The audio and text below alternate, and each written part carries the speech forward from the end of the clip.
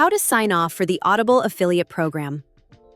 Hello everybody and welcome back to our channel. So in this video, I'll show you exactly how to join the Audible affiliate program so you can start making money by sharing audiobooks you love.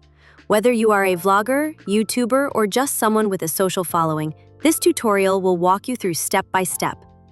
So to become an Audible affiliate, you need to join the Amazon Associates.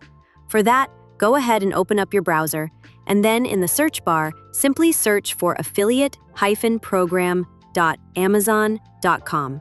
Once you search for it, this is the interface that you're going to see on your screen. From your screen, go ahead and simply tap on Sign Up. It is free, so it only takes a few minutes. So, you want to go ahead and simply tap on Create Account. If you already have an account, you can go ahead and simply tap on Sign In. So, inside here, you want to go ahead and fill in the required details: your name, address, and your account number. Also add your website or YouTube channel. This is where you'll be promoting Audible. Amazon wants to know how you will drive traffic, so be honest but strategic.